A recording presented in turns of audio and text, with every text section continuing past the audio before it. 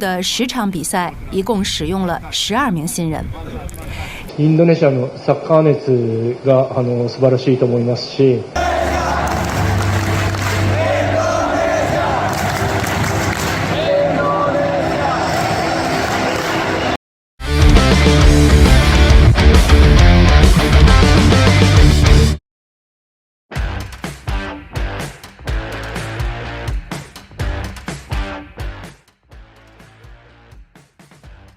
Pelatih timnas Cina dengan penuh percaya diri mengatakan keanggaran Stadion Gelora Bung Karno itu hanya cerita kosong.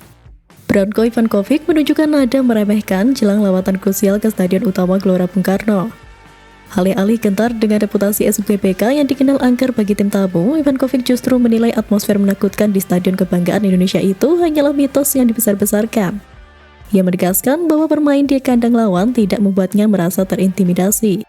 Pelatih asal Kroasia berusia 71 tahun itu bahkan mengklaim telah menganalisis rekam jejak Indonesia di SUGBK dan menyimpulkan bahwa reputasi angker stadion tersebut terlalu dilebih-lebihkan. Kami telah mempelajari 10 pertandingan terakhir Indonesia dan menemukan bahwa keuntungan kandang mereka di SUGBK telah dibesar-besarkan, tegas Ivankovic seperti dilansir dari Sohu, Rabu 28 Mei 2025. Lebih dari sekedar menentukan nasib timnas Cina di kualifikasi, laga melawan Indonesia juga akan menjadi ujian bagi karir Ivankovic di kursi kepelatihan tim Dragons. Kekalahan di SUGBK berpotensi besar mengakhiri masa baktinya.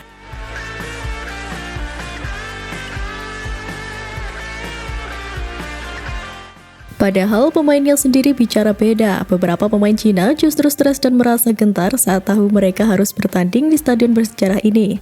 Tekanan dari puluhan ribu supporter Indonesia jelas bukan hal yang mudah. Harus menang dalam 2 laga sisa kualifikasi Piala Dunia 2026 termasuk melawan timnas Indonesia merupakan sebuah tekanan.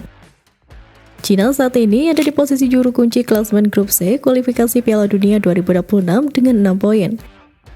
Sisa 2 laga wajib berujung 6 poin, jika tidak maka harapan ke pesta sepak bola dunia tahun depan bisa pupus.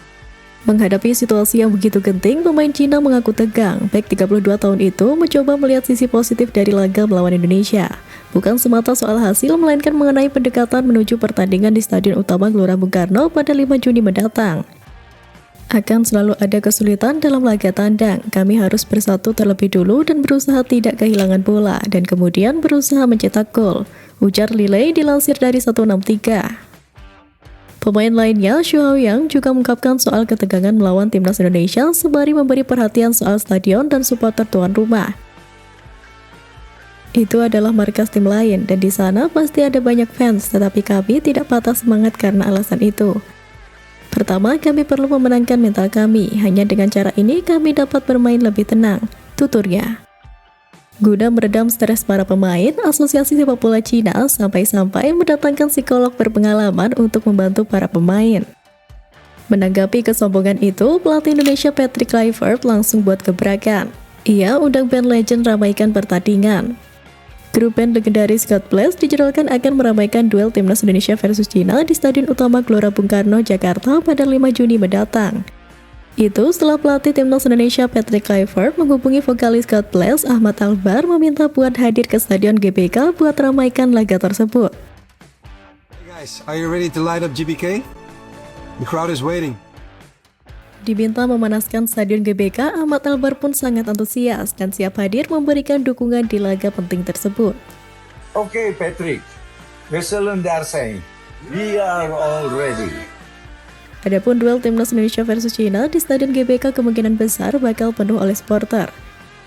PSSI beberapa waktu lalu sudah menjual tiket dari berbagai kategori, semuanya sudah ludes terjual. Penjualan tiket dalam waktu singkat sudah habis, padahal harga yang dirilis bisa dikatakan tidak murah. Sesuai atmosfer yang makin membara, kehadiran Ahmad Albar di tengah lautan supporter akan jadi memantik semangat ekstra bagi Garuda untuk tampil habis-habisan di laga krusial ini.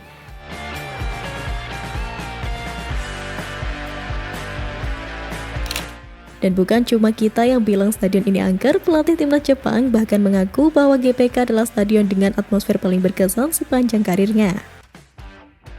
Hajime Moriyasu mengatakan menikmati atmosfer fanatisme supporter di Stadion Utama Gelora Bung Karno, Jakarta November tahun lalu. pertandingan hari ini saya melihat supporter Indonesia yang sangat bersemangat. Sebagai bagian dari sepak bola, saya sangat senang melihat hal ini. Sebanyak 2 kelompok supporter timnas Indonesia, La Grande Indonesia dan Ultras Garuda memberiakan laga malam itu dengan koreografi menakjubkan yang disaksikan sekitar 60.000 pasang mata yang hampir memenuhi GBK. Pelatih 56 tahun itu menilai atmosfer supporter di GBK memberikan tekanan besar untuk skuadnya yang kesulitan meladeni permainan Indonesia pada tahap awal pertandingan. Sementara itu, pencetak gol terakhir Jepang Yukinari Sugarawa juga turut menyoroti atmosfer di GBK yang menurutnya luar biasa. Ia juga setuju dengan pelatihnya yang menyebut atmosfer di GBK membuat Jepang sempat kesulitan. Kini, fakta tersebut terbukti. Bahkan AFC mengakui Stadion Gelora Bung Karno dinobatkan sebagai stadion terfavorit di Asia Tenggara. Bukan cuma mitos, tapi bukti nyata bahwa GBK adalah fortressnya Garuda. Stadion utama GBK disandingkan dengan 4 stadion lain, yakni Stadion Bukit Jalil Malaysia, Stadion Australia Sydney, Stadion Meiding Hanoi Vietnam, dan Stadion Raja Manggala Bangkok Thailand. Lewat voting, Stadion utama Gelora Bung Karno mendapatkan suara sebesar 58%. Bukit Jalil berada di nomor 2 dengan 19%, diikuti Stadion Australia 11%, Raja Manggala 8%, dan Meiding 4%. AFC dalam lamannya menyebut bahwa Stadion utama Gelora Bung Karno menakjubkan dan menjadi arena utama dalam kompleks GBK. Dibagi menjadi 24 sektor dan menjadi tribun atas dan bawah. Fitur khusus arena adalah atap baja megah yang membentuk cincin besar yang dikenal sebagai tamu gelang. Biasanya digunakan untuk sepak bola, tempat ini juga menggelar acara olahraga dan musik lainnya, konser serta acara keagamaan dan politik skala besar. Stadion utama dibangun untuk arena tuan rumah Asian Games keempat pada tahun 1962. Stadion utama Gelora Bung Karno terakhir direnovasi untuk menjadi tuan rumah Asian Games 2018 dan kapasitasnya kini sekitar 77.000 tempat duduk. Jadi, kalau ada yang masih bilang keangkeran GBK cuma cerita lama, tunggu sampai mereka sendiri merasakannya. Di GBK bukan cuma lawan yang diuji, tapi juga mental juara. Saat ribuan nyanyian dan teriakan bersatu, GBK berubah jadi benteng tak tertembus.